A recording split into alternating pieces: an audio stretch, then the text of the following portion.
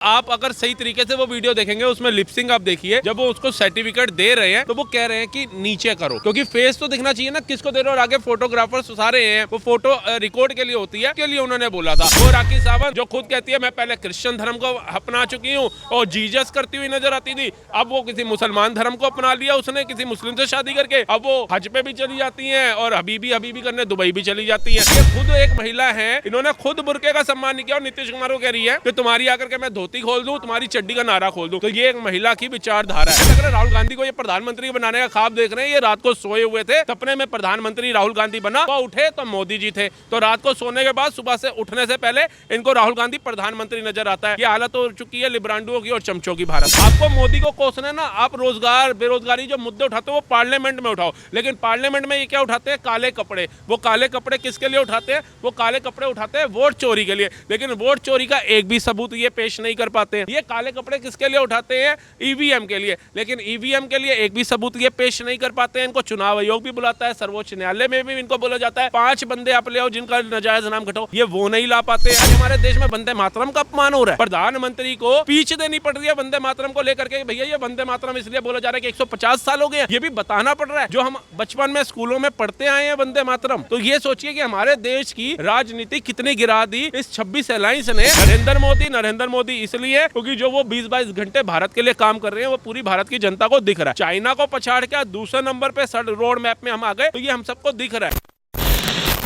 नमस्कार, आप देख रहे हैं वो न्यूज़ और मैं हूं आपके साथ यशस्वी शर्मा। सोशल मीडिया पे एक वीडियो जमकर वायरल हो रहा है जहां पे नीतीश कुमार जो हैं एक मेडिकल लड़की जो कि मुस्लिम है उसका बुर्का नीचे करते नजर आ रहे हैं। और वही 2023 में एक वीडियो वायरल हुआ था, राजस्थान के पूर्व सीएम अशोक गहलोत एक हिंदू महिला का घूंघट हटाते हुए नजर आए थे और कह रहे थे कि जो घूंघट प्रथा है वो खत्म हो चुकी है। वहीं कर्नाटक में 2019 में पूर्व सीएम सिद्धारमैया जो है एक महिला के हाथ से माइक छीनते हुए नजर आए थे, जिसके साथ जो महिला का दुपट्टा है वो भी आ गया था। तब क्या महिला सम्मान की बात नहीं उठती? सवाल सबसे बड़ा ये है कि महिला किसी भी धर्म और मजहब की हो, इतने बड़े पद पे बैठे हुए मुख्यमंत्री पूर्व मुख्यमंत्री ऐसी बदसलूकी करते नजर आते हैं, महिलाओं के साथ घूंघट हटाते नजर आ रहे हैं, दुपट्टा खींचते हुए माइक खींचते नजर आते हैं, बुर्का हटाते नजर आते हैं, वही महिला के बिगर कंसेंट के। उसके बाद योगी आदित्यनाथ की जो सरकार है उसमें एक नेता है जिनका नाम है संजय निषाद। उनसे जब मीडिया जाके सवाल करती है तो वो बोलते हैं कि आप लोग इतना हवा क्यों बना रहे हैं, इतना पीछे क्यों पड़े हैं, वो भी तो एक आदमी है, कहीं और छू देते तो क्या हो जाता। और वो ये बात हंस के मुस्कुरा के कहते। तो आप सोचिए देश किन हाथों में है, राज्य किन हाथों में है कि ऐसे मुख्यमंत्री ऐसी हरकतें करते नजर आ रहे हैं और दूसरा मंत्री उनको सपोर्ट कर रहा है। कैसे देखते हैं? देखिए, जो मंत्री उनको सपोर्ट कर रहा है और जिस तरीके से आप बता रहे हैं, अगर इस तरीके से हंस के बोला है तो मैं उसका समर्थन नहीं करता। लेकिन रही बात नीतीश कुमार जी की, जब आप अगर सही तरीके से वो वीडियो देखेंगे उसमें लिपसिंग आप देखिए, जब वो उसको सर्टिफिकेट दे रहे हैं तो वो कह रहे हैं कि नीचे करो, क्योंकि फेस तो दिखना चाहिए ना किसको दे रहे हो। और आगे फोटोग्राफर्स सारे हैं, वो फोटो रिकॉर्ड के लिए होती है, तो उसके लिए उन्होंने बोला था। तो जब उनको नहीं समझ आया शोर में, उन्होंने अपने हाथ से किया। अब नीतीश कुमार कोई 22 साल के युवा तो है नहीं, एक बुजुर्ग है, उनके पिता के समान है। अब मैं पिता भी क्या, उनके दादा के ही समान होंगे। तो मुझे नहीं लगता कि जिस तरीके की एक प्रतिक्रिया दी जा रही है कि ये कर दिया गया, उनकी विचारधारा भटक गई थी, ऐसा नहीं हो सकता है। एक सम्मान महिलाओं का क्या है वो देखने को आज से पहले भी हमने देखा है कितना मिल रहा है, ठीक है, भारत में। लेकिन बुरखे को लेके जी का जंजाल बना देना और ऐसे ऐसे लोग उस बुरखे के ऊपर अपने विचार प्रकट कर रहे हैं जिन्होंने खुद कभी बुरखे का सम्मान नहीं किया। इकरा हसन जी का मैं बयान देख रहा हूँ, वो कह रही है भैया ये तो धर्म पे प्रहार है। अरे इकरा हसन जी, आप खुद एक मुस्लिम धर्म से आती है, आपने कितनी बार बुरखा जो है वो बियर की है? आपने कितनी बार बुरखा पहना? आपको तो पहनना चाहिए। आप मुसलमानों की एक लीडर हैं, उस पार्टी से आती हैं, यूपी के एक कहते हैं लोकसभा की आप नुमाइंदा हैं, आपको खुद बुरखे का सम्मान करना चाहिए। आपने आज तक बुरखे का सम्मान नहीं किया।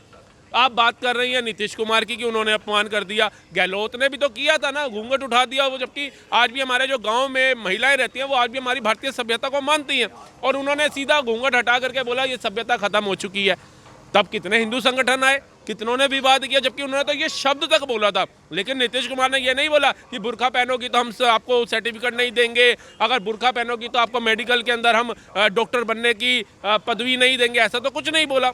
बेटी समान जैसे एक पिता बेटी को बोल देता है कि नीचे करिए, वैसे बोला। लेकिन इसको जी का जंजाल इसलिए बना दिया कि नीतीश कुमार जो है दोबारा से मुख्यमंत्री बन गए, बिहार की जनता ने इनके मुंह पर तमाचा मारा और बुरखे का वहां पे हुआ है। और दिक्कत हो रही है अहमदाबाद में बैठे लोगों को, दिक्कत हो रही है मुंबई में बैठे लोगों को, सना खान को दिक्कत हो रही है, राखी सावंत को दिक्कत हो रही है। वो राखी सावंत जो खुद कहती है मैं पहले क्रिश्चियन धर्म को अपना चुकी हूँ और जीजस करती हुई नजर आती थी, अब वो किसी मुसलमान धर्म को अपना लिया उसने, किसी मुस्लिम से शादी करके। अब वो हज पे भी चली जाती हैं और हबीबी करने दुबई भी चली जाती हैं। उसके बाद इनका ये खुद एक महिला है, इन्होंने खुद बुर्के का सम्मान नहीं किया और नीतीश कुमार को कह रही है कि तुम्हारी आकर के मैं धोती खोल दूं, तुम्हारी चड्डी का नारा खोल दूं। तो ये एक महिला की विचारधारा है।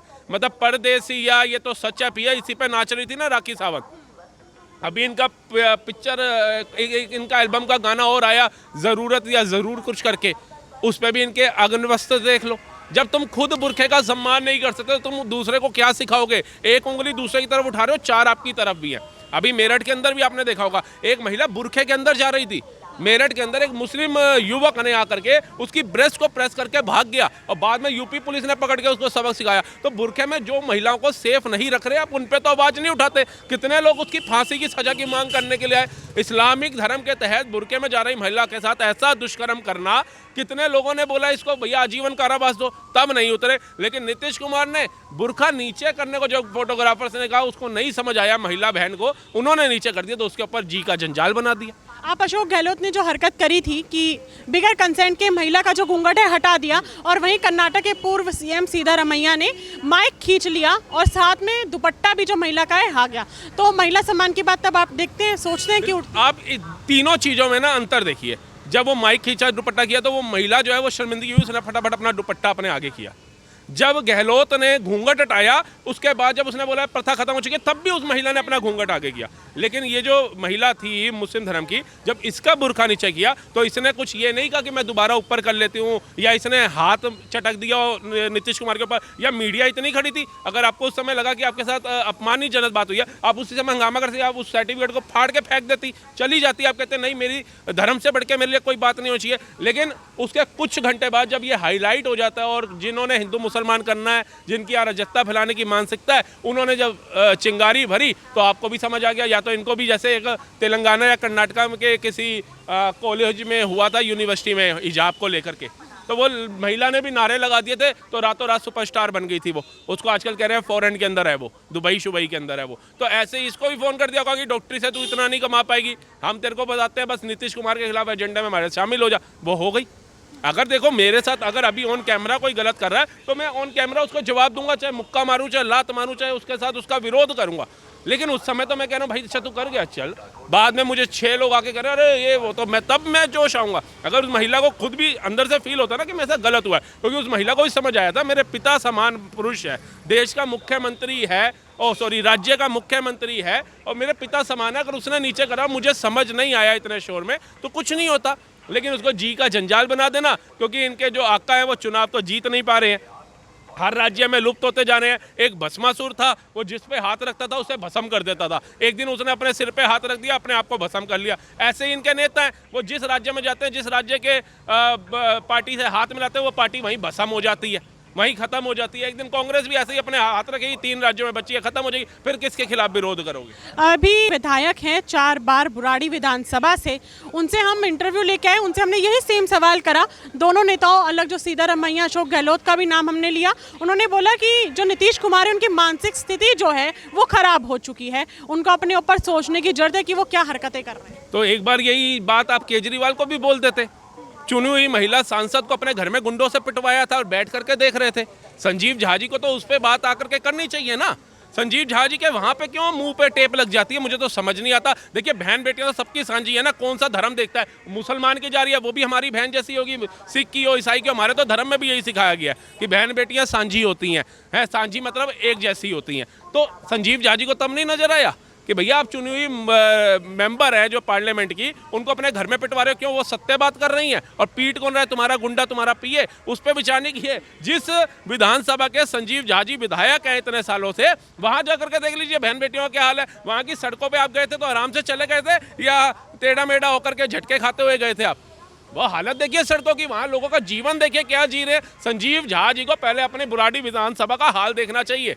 उनका कहना है कि 3 गुना ज्यादा आबादी बुराड़ी मतलब जो है बढ़ चुकी है, और जब पहली बार में बुराड़ी विधानसभा से चुना गया था एक विधायक के तौर पे, तब यहाँ पे बिल्कुल विकास नहीं था। अब तो बहुत ज्यादा विकास हो गया। कुछ कुछ कमियां हैं लेकिन हम उसको जल्दी ही ठीक कर देंगे। विकास के नाम पे वी भी नहीं है वहाँ पे। आप तो होकर के आई हैं, तो मुझे लगता है कि मेरे से ज़्यादा आप बखूबी देख करके आई होंगी कि आप बुराड़ी के अंदर जब एंट्री करते हैं तो इतना बड़ा बोर्ड लगा है, बुराड़ी विधानसभा में आपका स्वागत है, संजीव झा जी की फोटो लगी हुई है। जैसे ही वहाँ से आगे चलोगे तो इतने गड्ढे हैं कि बंदा सिर चक्कर आ जाएगा कि मैं भारत के ही दिल्ली राजधानी के अंदर घूम रहा हूँ या किसी गांव या कस्बे में आ गया हूँ, अफ्रीका के जंगलों में आ गया हूँ कि गड्ढे, सड़क कम गड्ढे ज़्यादा। ये जो पुराने समय में सुनते थे वो संजीव झा जी की विधानसभा में देखने को मिल रहे हैं। नालियों पर आप मच्छर देख लीजिए, अभी तो डेंगू और उसका वो नहीं है, मानसून में होता है, तो अभी भी आप मच्छर देख लीजिए। लोग कैसे जी रहे हैं वहाँ की ज़िंदगी, जाके देखिए। संजीव झा जी को कहिए वहाँ पे ध्यान लगाइए। बिहार में जितना विकास नीतीश कुमार ने कर दिया उसका 1% भी अगर बुराड़ी विधानसभा में आपने, या जिसका 10% भी केजरीवाल ने दिल्ली में कर दिया होता, तो केजरीवाल आज मुख्यमंत्री के पद पे बैठा होता और आपको बुराड़ी की जनता गालियां नहीं दे रही होती। आपने संजय राउत का एक बयान सुना होगा, कल 19 दिसंबर है, और उनका बयान जो है काफ़ी ज़्यादा ट्रेंड में है कि राजनीतिक गलियारों में कल बहुत बड़ा धमाका होने वाला है। उनका निशाना साफ सीधा ये भी था कि पीएम की गद्दी जो है छिनने वाली है, एक मराठी पीएम जो है भारत को मिलने वाला है। इसको किस तरीके से देखते हैं? ये बेवकूफ़ है। इनको तो मुझे उन जनता पे तरस आता है जो जनता भटक के इनको वोट देती है और इनको सांसद, मेंबर ऑफ राज्यसभा या ये अपना विधायक बनाती है या काउंसलर बनाती है। ये बेवकूफ़ लोग हैं। ये कहते थे नरेंद्र मोदी बैसाखियों की सरकार है, देखना 2 महीने में सरकार टूट जाएगी। मोदी ने शपथ ले ली, राष्ट्रपति ने शपथ दिला दी, फिर कह रहे देखो 3 महीने में हो जाएगी। मोदी जी 15 अगस्त को झंडा फहराए, फिर कह रहे अब हो जाएगी, अब हो जाएगी। अब करते करते मोदी जी को देख लीजिए पूरा साल खत्म होने वाला है। अब अगला 26 जनवरी और 15 अगस्त आ जाएगा इसके बाद, देख लीजिए। तो ये तो वो भटके हुए लोग हैं जिनको आप सही मार्ग पर ले जाते रहते अपना मार्ग भटक जाओगे। ये नहीं सुधरने वाले हैं। इनका काम यही है कि जब तक जनता को बलगलाएंगे नहीं, जब तक बाबरी की मस्जिद बनाएंगे नहीं, जब तक हिंदू मुसलमान कराएंगे नहीं, जब तक हिजाब पे सवाल उठाएंगे नहीं, तब तक मोदी का रेशो गिराएंगे कैसे और सत्ता में आएंगे कैसे। इनके आका जर्मनी में बैठ के बाइक राइडिंग कर रहे हैं। कौन सी? BMW। हमारे देश में TVS, Bajaj, KTM, royal Enfield ऐसी मेड इन इंडिया बाइक है इनके शोरूम है। इनके मालिकों से मिलने नहीं गए कि भैया इनका ही प्रचार करूं और मेड इन इंडिया को प्रोत्साहित करूं जैसे नरेंद्र मोदी कर रहे हैं? कहाँ गए BMW के शोरूम में? कौन सा भैया, मेरे को गरीब छोड़ो, मिडिल अपर क्लास के पास BMW खरीद लेगा क्या? 1-1 करोड़ रुपए की गाड़ी है, कौन खरीदेगा? वो राहुल गांधी खरीद सकता है। यहाँ चलाता तो पकड़ा जाता है, इसको लगा वहाँ बच जाऊँगा। हमारे देश की मीडिया इतनी तगड़ी है कि वहाँ जा करके भी इसकी फ़ोटो खींच ली। इसने बोल दिया जी मैन्युफैक्चरिंग में देश घाटे में जा रहा है। पहले कह रहा था डूबती इकोनॉमी हो गई है, उससे पहले कह रहा था अर्थव्यवस्था खत्म हो गई है। अरे भारत की अर्थव्यवस्था 4थे नंबर पे आ गई, तुम्हारी 4थे नंबर पे सरकार नहीं है किसी राज्य में। 3 के बाद तुम्हारी सरकार दूर दूर तक नहीं दिखती, दूरबीन भी खरीदना पड़े तो ये बातें कर रहे हैं देशों विदेशों में जाकर के और चमचे उछल रहे हैं। देखो राहुल गांधी जी सूट बूट पहन करके गए, ठंड खत्म हो गई क्या? टी-शर्ट में घूम रहे थे भारत में तो बता रहे थे भाई ठंड है, ये ठंड जो है ये मोदी जी की देन है, ये जो गर्मी है ये मोदी जी की देन है, ये बारिश है ये मोदी जी की देन है। सबके पीछे मोदी जी का आता है। अब जर्मनी गए, बाइक चला रहे हो, इसके पीछे भी लगता है मोदी जी का आता है, क्योंकि जर्मनी का खुद का जो प्राइम मिनिस्टर था, वहाँ का जो सबसे बड़ा अधिकारी होता है उसको शायद काउंसलर कहते हैं, वो तक मोदी जी के हाथ में ला रहा है। मोदी जी जा रहे हैं भारतीय वेशभूषा कुर्ता पजामा के अंदर और बाबूजी किस में जा रहे हैं? सूट बूट के अंदर, और चमचे खुश हो रहे हैं। मोदी चाहे इंग्लिश में उनके कहीं आप भाषण सुन लेना, कहीं बयान सुन लेना, कहीं कॉन्फ्रेंस सुन लेना, फिर भी वो जाकर के हमारी मातृभाषा हिंदी में बयान देते हैं। जैसे चाइना है ना, वो कहता है हमें किसी की भाषा नहीं चाहिए, हम अपनी भाषा चलाएंगे, अपनी देश की ऐप चलाएंगे, हमें व्हाट्सएप नहीं चाहिए, हमें फेसबुक नहीं चाहिए। मोदी जी भी अपने देश को संबोधित करते हैं अपनी भाषा में करते हैं। राहुल गांधी जाके कहते हैं हुज भारत माता, भारत माता कौन है? और अमेरिका को कहते हैं आप जाके भारत की राजनीति में हस्तक्षेप किया, लोकतंत्र की हत्या हो गई। लोकतंत्र की हत्या तो आज ही करी है, जो बिल फाड़ दिया विपक्षियों ने। जी राम जी जो बिल मनरेगा को लेकर के पास हुआ, वो बिल की धज्जियां उड़ा दी इन्होंने लोकसभा में पास होते ही। तो ये बात कर रहे हैं लोकतंत्र की। एक एक अभी जैसे मैंने आपको जो बयान बताया कि जो पीएम है वो बदलने वाले हैं, उसमें एक नाम जो है, एक देश का नाम काफ़ी ज़्यादा ट्रेंड में है, वो है अमेरिका। मुख्य नाम सामने आ रहा है। उनका कहना है कि एक अमेरिका में एक स्पाई आया है इजराइल का, उसने अमेरिका के जो बड़े बड़े राजनेता उनके महलों में वीडियो बना के स्टिंग ऑपरेशन करा है। और जो राजनेता का चेहरा जब सामने आने वाला है, उसमें राजनेता सिर्फ अमेरिका के नहीं है, भारत के भी कई राजनेता हैं। और इसी वजह से जो है तख्ता पलट देखने को मिल सकता है। देखिए 19 तारीख कल ही है, 100 साल बाद तो है नहीं, तो इनके भरोसे चलेंगे ना तो हम जीना ही छोड़ देंगे। कल की टेंशन में आज के जो हमारे कीमती पल है ना, हम उसको जीना छोड़ देंगे। तो ये बेवकूफ़ लोग हैं, इनका एजेंडा फैलाना। इजराइल ने वो भेजा, अमेरिका सुपर पावर कंट्री, जहाँ कहते हैं मक्खी भी जो है भनक नहीं सकती है, वहाँ पे ड्रोन चला गया, वहाँ पे एक सॉफ्टवेयर चला जाता है, सबकी वीडियो बना के ले जाता है। और भाई साहब मोदी जी गए कब थे लास्ट अमेरिका के अंदर, जो इनको उनके राजनेताओं की वीडियो मिल गई है। और मोदी जी ने अगर ऐसा करना होता तो वो जा रहे होते बाहर, 3 दिन की विदेश यात्राओं पे होते, वहाँ के सर्वोच्च सम्मान उनको मिल रहे होते, वो टेंशन में होते कि भैया मुझे इस्तीफा देना, मैं फटाफट भारत पहुँचूँ।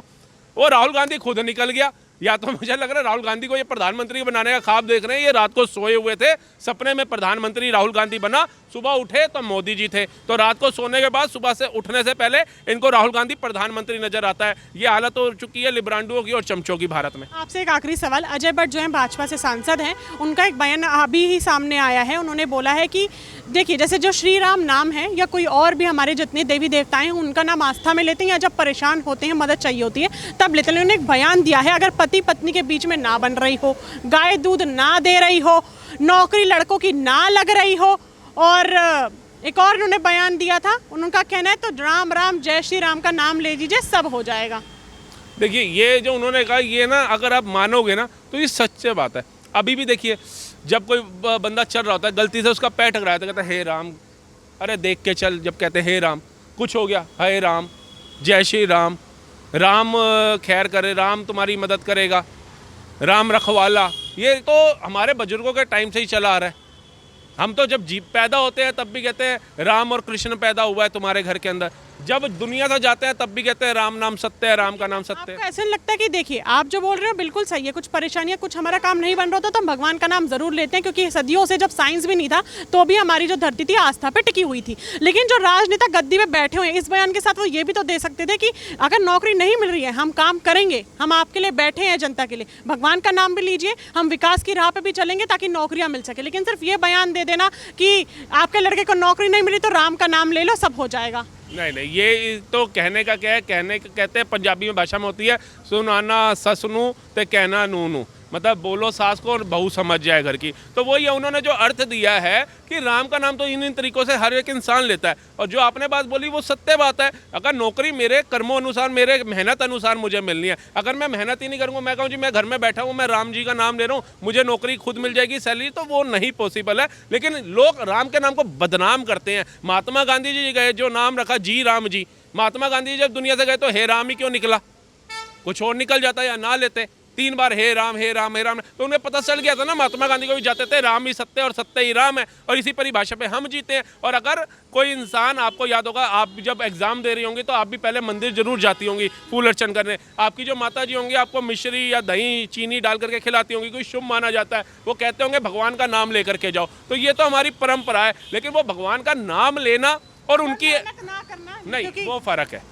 मेहनत तो राम भी कहेंगे करनी पड़ेगी। खुद राम जब पृथ्वी पे आए हमारे अवतार लेकर के, तो उन्होंने भी मेहनत करी, संघर्ष किया, उनको भी 14 साल का वनवास भुगतना पड़ा। इस इतिहास से हमें वंचित नहीं होना चाहिए। वो चाहते तो अयोध्या में बैठ कर कई बाण अगर चलाते तो रावण का अंत हो जाता, ना वनों में जाते, ना सीता माता का अपहरण होता, ना ये सारी कुंभकर्ण इनके वध होते, सब कुछ हो सकता। लेकिन जो विधि का विधान है, हमने चलना उसी मार्ग पे है। अगर हमारे को जीवन में पढ़ाई लिखाई करके, एजुकेशन प्राप्त करके ही नौकरी का साधन प्राप्त होगा, एक आर्थिक आय का साधन प्राप्त होगा, तो हमें उस मार्ग पे चल के ही हो सकता है। हम ये बोले कि हम घर में बैठे रहेंगे, तो बैठने वालों के लिए सबसे बड़ा उदाहरण है, जिस अंबानी अडानी को ये सारा दिन कोसता है, राहुल गांधी जी कोसते हैं, पूरी कांग्रेस कोसती है, वो अंबानी के लड़के को काम करने की आवश्यकता ही नहीं है, फिर भी वो जंगल में पशु पक्षियों की सेवा के लिए खोल करके बैठे हुए हैं।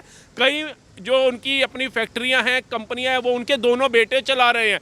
बेटी को भी उन्होंने कारोबार खोल करके देखा हुआ है और खुद भी आए दिन देशों विदेशों में जो उनका कारोबार है उस पर काम करते नजर आते हैं। अडानी को भी देख लो, आप बड़े बड़े जितने खरबोपति लोग हैं वो भी काम कर रहे हैं। वो कहें जी हमारे पास तो इतना पैसा है, वर्ल्ड के चौथे पांचवें नंबर पे हमारे पास पैसा है, भारत के नंबर 1 रईस है, हमें काम करने की जरूरत ही क्या, 700 पीढ़ियों को काम करने की जरूरत नहीं है। तो काम तो करना पड़ेगा अगर पृथ्वी पे आए हो तो, नहीं तो शरीर आपका जंग खा करके जाम हो जाएगा। एक आपसे आखिरी सवाल, आपको ऐसा लगता है कि जो हमारे भारत की पॉलिटिक्स है, क्या वो शायद इतना बिलो द बेल्ट जा चुकी है कि राजनीति या फिर जो राजनेता गद्दी पे बैठे हुए हैं वो सिर्फ वोट हिंदू मुस्लिम या फिर भगवान का नाम या भगवान का नाम जब पे ही वोट बटोरने की कोशिश कर रहे हैं, जो कि ऐसा नहीं होना चाहिए? बिल्कुल, आप 2014 से पहले चले जाओ। ये लोग कहते हैं 2014 के बाद हिंदू मुसलमान ज़्यादा हो रहा है। अब 2014 से पहले की कोई भी विपक्ष की कोई भी वीडियो उठा कर देख लो, पार्लियामेंट की कोई उठा करके देख लो, इन्होंने राम को काल्पनिक बोला हो, हमारे जो सरबजीत थे उनकी गर्दन आई हो, या हमारी सेना जो कश्मीर में पत्थर खा रही थी वो वाला दृश्य देखा हो। ऐसे कई दृश्य हम लोगों ने देखे भारत के अंदर, लेकिन कभी भी विपक्ष में बैठी चाहे सुषमा स्वराज जी हो, चाहे अटल बिहारी वाजपेयी जी हो, चाहे लाल कृष्ण आडवाणी जी हो, उन्होंने कभी भी इनको अभद्र शब्द नहीं बोले होंगे। कभी इनको ये नहीं बोला होगा कि अगर इंदिरा गांधी ने बांग्लादेश का बंटवारा किया था तो सेना के सबूत दो, कैसे किया था। लेकिन आज की राजनीति इतनी गिर चुकी है, इतनी गिर चुकी है कि ये सत्ता को हासिल करने के लिए राम को गाली देते हैं। ये सनातन धर्म को कीड़े मकोड़े और एड्स से कंपेयर करते हैं इनके नेता। ये हिंदुत्ववादियों को ख़त्म करने की बात करते हैं। ये भगवा आतंकवाद की कल्पना करते हैं। ये क्या कहते हैं, जो हिंदू होता है वो हिंसक होता है। ये अभय मुद्रा लेकर के, महादेव का चिन्ह लेकर के पहुंच के मानित करते हैं और 1 घंटा उस पर भाषण देते हैं। ये लोगों का स्तर इतना गिर गया है कि आप जितना सनातन को गाली दोगे उतना जो सनातन विरोधी लोग हैं वो आपके साथ में खड़े होंगे। और राजनीति का स्तर मुझे लगता है इतना नहीं गिरना चाहिए। आपको मोदी को कोसना है ना, आप रोजगार बेरोजगारी जो मुद्दे उठाते हो वो पार्लियामेंट में उठाओ। लेकिन पार्लियामेंट में ये क्या उठाते हैं, काले कपड़े। वो काले कपड़े किसके लिए उठाते हैं, वो काले कपड़े उठाते हैं वोट चोरी के लिए। लेकिन वोट चोरी का एक भी सबूत ये पेश नहीं कर पाते हैं। ये काले कपड़े किसके लिए उठाते हैं, ईवीएम के लिए। लेकिन ईवीएम के लिए एक भी सबूत ये पेश नहीं कर पाते हैं। इनको चुनाव आयोग भी बुलाता है, सर्वोच्च न्यायालय में भी इनको बोला जाता है कि 5 बंदे आप ले आओ जिनका नाजायज नाम घटाओ, ये वो नहीं ला पाते हैं। ये जाते हैं जो सोरेस से मिलते हैं, भारत के बाहर जाकर के बोलते हैं कि भारत का लोकतंत्र खतरे में, आप जाके इसमें हस्तक्षेप करो। भारत माता कौन है, भारत माता हुज भारत माता। ये स्तर गिरा करके भी राहुल गांधी अगर ये सोचते हैं भारत के प्रधानमंत्री बन जाते हैं तो मैं कहता हूं वो सपने में बन सकते हैं, हकीकत में नहीं। नरेंद्र मोदी इसलिए क्योंकि जो वो 20-22 घंटे भारत के लिए काम कर रहे हैं वो पूरी भारत की जनता को दिख रहा है। चाइना को पछाड़ के दूसरे नंबर पे रोड मैप में हम आ गए तो ये हम सबको दिख रहा है। ये तथ्य हैं, प्रत्यक्ष को प्रमाण की आवश्यकता नहीं है। इनके कार्यकाल में सरबजीत की गर्दन आ रही थी, आज अभिनंदन चाय पी के आता है 24 घंटे में। कतर इस्लामिक कंट्री से 7 सैनिक फांसी की सजा रुकवा करके यहाँ भेजे जाते हैं। अभी जिस 3 कंट्रियों में गए वहाँ सर्वोच्च सम्मान मोदी जी पा करके आ रहे हैं। ये क्या बात कर रहे हैं, आप जा करके देखिए। सेना पत्थर खाती थी, आज वो पत्थर गायब हो गए, हमारे देखने को नहीं मिलते। इससे बड़ी हमारे लिए गर्व की बात क्या होगी, जिस देश में कहा जाता हो सारे जहां से अच्छा हिंदुस्तान हमारा, हम बुलबुले हैं इसकी, ये गुलिस्तान हमारा, हमारे ही गुलिस्तान पे हमारी सेना पत्थर खा रही होती थी। आज वो पत्थरबाज गायब हो गए, सेना को बुलेट प्रूफ जैकेट मिल गई। आज सेना को जल से नल पहुंच गया अक्साई चीन की पहाड़ियों तक, लद्दाख की उन ऊंची पहाड़ियों तक। अक्साई चीन में जो 50+ डिग्री टेम्परेचर में हमारी सेना का जवान खड़ा है,